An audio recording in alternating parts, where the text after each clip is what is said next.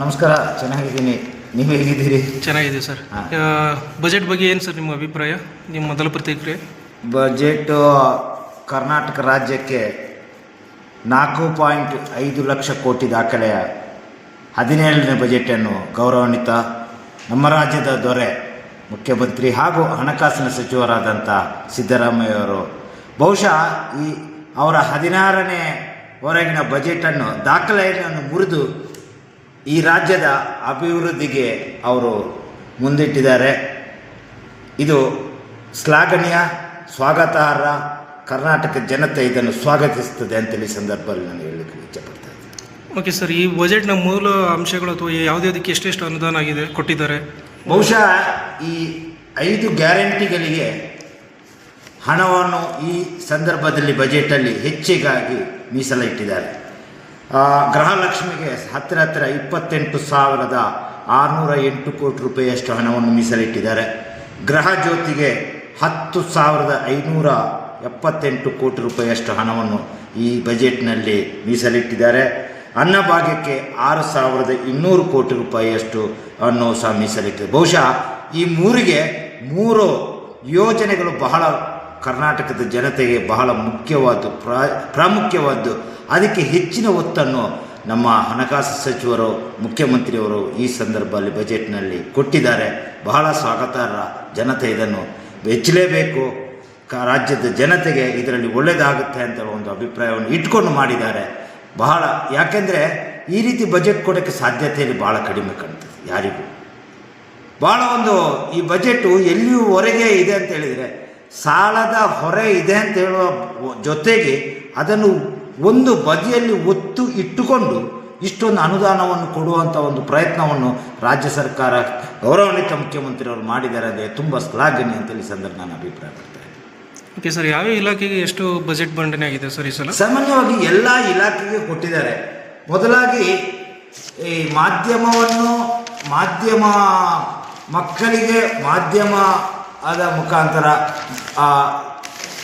Mobile, ಅದರಲ್ಲಿ ಜಾಲತಾಣ 16ನೇ ವಯಸ್ಸಿನವರೆಗೆ ಮಕ್ಕಳಿಗೆ ಅದನ್ನು ಕಡಿವಾಣ ಹಾಕುವಂಥ ಒಂದು ಕ್ರಮ ಕೈಗೊಳ್ಳಬೇಕು ಅಂತೇಳಿ ಅದನ್ನು ಬಜೆಟ್ನಲ್ಲಿ ತಂದಿದ್ದಾರೆ. ಅದಕ್ಕೆ ಖಂಡಿತವಾಗಿ ಅದನ್ನು ಕಾರ್ಯರೂಪಕ್ಕೆ ತರ್ತಾರೆ. ಬಹುಶಃ ಬಹಳ ಉತ್ತಮ. ನಿನ್ನೆ ನಾನು ಎಲ್ಲ ಮಾಧ್ಯಮದಲ್ಲಿ ನೋಡಿದೆ, ಎಲ್ಲ ಜನರ ಒಳ್ಳೆಯ ಪ್ರತಿಕ್ರಿಯೆ ಬಂದಿದೆ.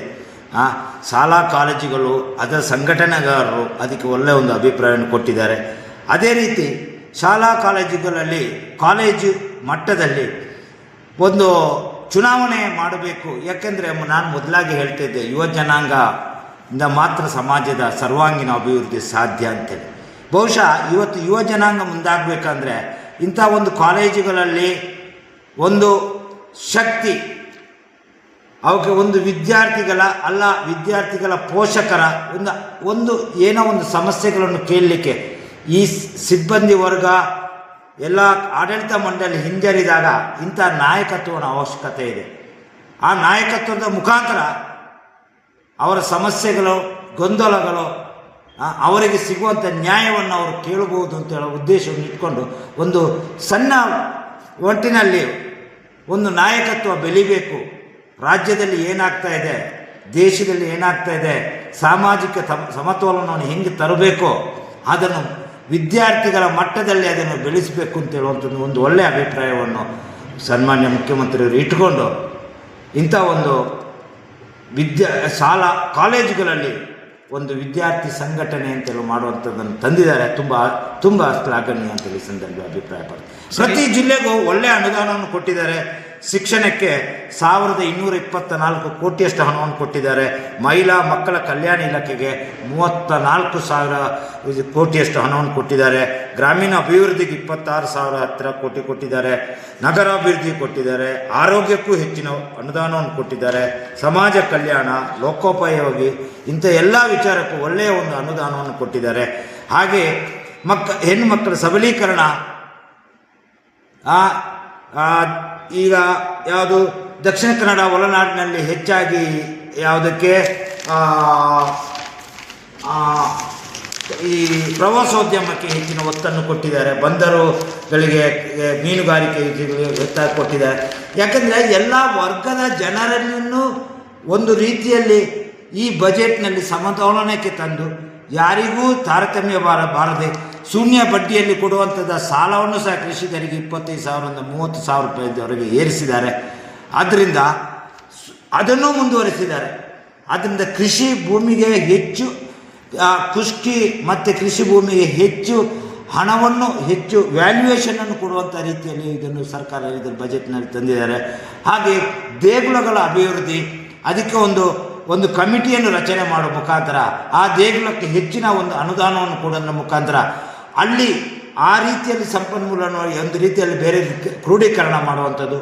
ಮೊದಲನೇದಾಗಿ ಬೆಂಗಳೂರಿಗೆ 7,000 ಕೋಟಿಯಷ್ಟು ಅನುದಾನವನ್ನು ಕೊಟ್ಟಿದ್ದಾರೆ. ಬಹುಶಃ ಯಾಕೆಂದರೆ ಹೊರ ದೇಶಗಳಲ್ಲಿ ಬರುವಂಥ ಜನಗಳು ಈ ಬೆಂಗಳೂರಿನ ಮೇಲೆ ಒಂದು ಹೆಚ್ಚಾಗಿ ಇನ್ವೆಸ್ಟ್ಮೆಂಟ್ ಮಾಡಿದರೆ ಈ ಸಂಪನ್ಮೂಲವನ್ನು ಕ್ರೋಢೀಕರಿಸಬಹುದು ಅಂತ ಬಹುಶಃ ನಮ್ಮ ಗೌರವಾನ್ವಿತ ಉಪಮುಖ್ಯಮಂತ್ರಿಗಳು ಸಹ ಇಂಥ ಒಂದು ಯೋಜನೆಯನ್ನು ಹಾಕ್ಕೊಂಡಿದ್ರು. ಇವತ್ತು ಸನ್ಮಾನ್ಯ ಮುಖ್ಯಮಂತ್ರಿಯು ಸಹ ಇದಕ್ಕೆ ಒತ್ತು ಕೊಟ್ಬಿಟ್ಟು ಇಂಥ ಒಂದು ಕಾರ್ಯಕ್ರಮವನ್ನು ಇವತ್ತು 7,000 ಕೋಟಿ ರೂಪಾಯಿಯಷ್ಟು ಮೀಸಲಿಡುವಂಥ ಒಂದು ಕ್ರಮ ಇವತ್ತು ಬಜೆಟ್ನಲ್ಲಿ ತಂದಿದ್ದಾರೆ. ತುಂಬ ಒಂದು ಶ್ಲಾಘನೀಯ. ಕರ್ನಾಟಕ ಸರ್ಕಾರ ಭಾಳ ಸಾಲ ಆಗಿದೆ, ಸಾಲ ಆಗದೆ ಏನೂ ಮಾಡಲಿಕ್ಕಾಗೋದಿಲ್ಲ. ಮುಖ್ಯಮಂತ್ರಿಯವರೇ ಹೇಳಿದರು, ಸಾಲ ಮಾಡದೆ ಏನೂ ಮಾಡಲಿಕ್ಕಾಗೋದಿಲ್ಲ. ಒಂದು ಮನೆ, ಒಂದು ಸಂಸಾರ ನಡಿಬೇಕು, ಏನೋ ಒಂದು ಕೆಲಸ ಆಗಬೇಕು, ಒಂದು ಅಭಿವೃದ್ಧಿ ಕೆಲಸ ಆಗಬೇಕಂದ್ರೆ ಸಾಲ ಆಗಲೇಬೇಕಾದ್ರೆ ಸಾಲದ ಹೊರೆಯನ್ನು ಹೊತ್ತುಕೊಂಡು ಸಹ ಒಳ್ಳೆಯ ಒಂದು ಬಜೆಟನ್ನು ಈ ಸಂದರ್ಭದಲ್ಲಿ ತಂದಿದ್ದಾರೆ. ಹಾಗೆ GDP ಸಹ ನಮಗೆ ಕರ್ನಾಟಕ, ನಮ್ಮ ರಾಜ್ಯ ಬಹಳ ಮುಂದಿದೆ. ಕರ್ನಾಟಕ ರಾಜ್ಯವು GDPಯಲ್ಲಿ ಮುಂದಿದೆ. 1.8 ಲಕ್ಷ ಕೋಟಿ ರೂಪಾಯಿಯಷ್ಟು 1,000 ಕೋಟಿ ರೂಪಾಯಿಯಷ್ಟು ಅಭಿವೃದ್ಧಿಗೆ ಮೀಸಲಿಟ್ಟಿದ್ದಾರೆ. ಆದ್ದರಿಂದ ಬಹುಶಃ BJP ವಿರೋಧ ಪಕ್ಷದವರು ಹೇಳ್ತಾ ಇದ್ದಾರೆ ನಿನ್ನೆ ಬಜೆಟ್ ಮಂಡನೆ ಆದ ಮೇಲೆ ವಿರೋಧ ಪಕ್ಷದವರು ಒಂದು ನಮಗೆ ಈ ಬಜೆಟ್ನಲ್ಲಿ ಬರೀ ಒಂದು ಚೊಂಬನ್ನು ಕೊಟ್ಟಿದ್ದಾರೆ ಅಂತೇಳಿ. ಬಹುಶಃ ಈ ಭಾಳ ಸಮಯ ಆಗಿಲ್ಲ ಕೇಂದ್ರ ಬಜೆಟ್ ಆಗಿ. ಇವರಿಗೆಲ್ಲ ಗೊತ್ತಿದೆ, ಕೇಂದ್ರದವರು ಕೊಟ್ಟಂಥ ಖಾಲಿ ಚೊಂಬಿಗೆ ನಮ್ಮ ರಾಜ್ಯ ಸರ್ಕಾರ ಅದಕ್ಕೆ ಎಲ್ಲ ಏನು ತುಂಬಿಸಿಕೊಡುವಂಥದ್ದು, ಏನು ಸಂಪನ್ಮೂಲ ಅಕ್ಷಯ ತುಂಬಿಸಿಕೊಡುವಂಥ ಒಂದು ರೀತಿಯ ದಾರಿಯನ್ನು ತಂದಿದ್ದಾರೆ. ಅದು ನಿಜವಾಗಿಯೂ BJP ಸರ್ಕಾರದವರು BJP ವಿರೋಧ ಪಕ್ಷದವರು ಇದನ್ನು ತಿಳ್ಕೋಬೇಕಿತ್ತು. ಆದ್ದರಿಂದ ಯಾವುದೇ ರೀತಿಯಲ್ಲಿ ಖಾಲಿ ಚೊಂಬು ಅಂತ ಹೇಳುವಂಥದ್ದು ನಮಗೆ ಇದೊಂದು ಒಳ್ಳೆಯ ಬೆಳವಣಿಗೆ ಅಲ್ಲ ಅಂತ ಹೇಳುವಂಥದ್ದು ಸಂದರ್ಭ ನನ್ನ ಅಭಿಪ್ರಾಯ.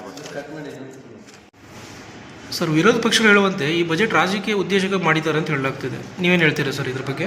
ನೋಡಿ, ವಿರೋಧ ಪಕ್ಷದವರಿಗೆ ಅವರಿಂದ ರಾಜ್ಯ ಸರ್ಕಾರವನ್ನು ಸರಿಯಾಗಿ ನಡೆಸ್ಕೊಂಡು ಹೋಗಲಿಕ್ಕೆ ಸಾಧ್ಯ ಇಲ್ಲ,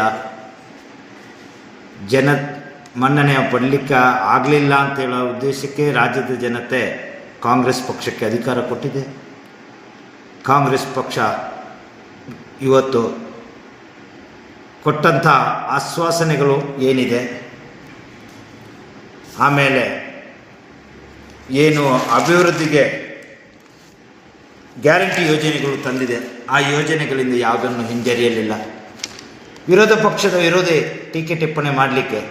ಆದರೆ ರಾಜ್ಯ ಸರ್ಕಾರ ಬಜೆಟ್ನಲ್ಲಿ ಏನು ತಂದಿದೆ ಅದನ್ನು ಖಂಡಿತ ಮುಂದಕ್ಕೆ ಒಂದು ಗುರಿ ಇಟ್ಕೊಂಡು ರಾಜ್ಯದ ಅಭಿವೃದ್ಧಿ ಕಡೆಗೆ ತರುತ್ತದೆ ಅಂತ ಹೇಳುವಂಥದ್ದು ಒಂದು ಅಭಿಪ್ರಾಯ. ಸರ್ಕಾರ ಹೇಳುವಂತೆ ಇದು ಜನಪರ ಬಜೆಟ್ ಅಂತ ಹೇಳ್ತೀರಾ, ಆದರೆ ಕೆಲವೊಂದು ವಿರೋಧ ಪಕ್ಷರು ಹೇಳ್ತಾ ಇದ್ದಾರೆ ಕೆಲವು ಸಮುದಾಯದವರಿಗೆ ಅಥವಾ ಕೆಲವು ವರ್ಗದವರಿಗೆ ಮಾತ್ರ ಈ ಬಜೆಟ್ನ ಸೀಮಿತವಾಗಿದೆ ಅಂತ ಹೇಳ್ತಾ ಇದ್ದಾರೆ. ಯಾವ ಅಂಥದ್ದು ಏನೂ ಮಾಡಿಲ್ಲ. ರಾಜ್ಯದ ದೊರೆ ಮುಖ್ಯಮಂತ್ರಿಯವರು ಎಲ್ಲ ವರ್ಗದವರನ್ನು ಗಣನೆಗೆ ತಗೊಂಡು ಯಾವ ವರ್ಗಕ್ಕೆ ಏನೇನು ಸಮಸ್ಯೆಗಳು ಇದೆ ಅಂತೇಳಿ ಪೂರ್ವಭಾವಿ ಎಲ್ಲ ವರ್ಗಗಳನ್ನು ಪೂರ್ವಭಾವಿಯಾಗಿ ಸಭೆ ಕರೆದು ಮಾತಾಡಿ ಒಂದು ನಿರ್ಧಾರವನ್ನು ತಗೊಂಡು ಇದು ಎಲ್ಲ ವರ್ಗಗಳಿಗೆ ಸಂತೃಪ್ತಿ ತರುವಂಥ ಒಂದು ಬಜೆಟನ್ನು ಇವರು ಕೊಟ್ಟಿದ್ದಾರೆ ಅಂತ ಹೇಳುವಂಥದ್ದನ್ನು ಈ ಸಂದರ್ಭದಲ್ಲಿ. ಸರ್, ಕೊನೆಯದಾಗಿ ಏನು ಹೇಳ್ತೀರಿ ಸರ್ ಈ ಬಜೆಟ್ ಬಗ್ಗೆ? ಈ ಬಜೆಟ್ ಒಂದು ಅಭಿವೃದ್ಧಿಯ ಬಜೆಟ್ ಅಂತ ಹೇಳ್ಬೋದು. ಅಭಿವೃದ್ಧಿಗೆ ಹೊಸ ದಿಕ್ಕನ್ನು ತೋರಿಸ್ತಾ ಇದೆ. ಮುಂದೆ ದೇಶಕ್ಕೆ ಕರ್ನಾಟಕ ರಾಜ್ಯ ಒಂದು ಮಾದರಿ ರಾಜ್ಯವಾಗಿ ಆಗಬಹುದು. ಈ ಬಜೆಟ್ ಮುಖಾಂತರ ಅಭಿವೃದ್ಧಿಯಲ್ಲಿ ಕೊಂಡೊಯ್ತಾ ಇದೆ. ಆದ್ದರಿಂದ ಇದೊಂದು ಅಭಿವೃದ್ಧಿಯ ಬಜೆಟ್ ಅಂತೇಳಿ, ರಾಜ್ಯದ ಅಭಿವೃದ್ಧಿಯ ಬಜೆಟ್ ಅಂತ ಹೇಳಕ್ಕೆ ನಾನು ಇಷ್ಟಪಡ್ತೇನೆ. ಥ್ಯಾಂಕ್ ಯು ಸರ್, ಧನ್ಯವಾದ. Thank you.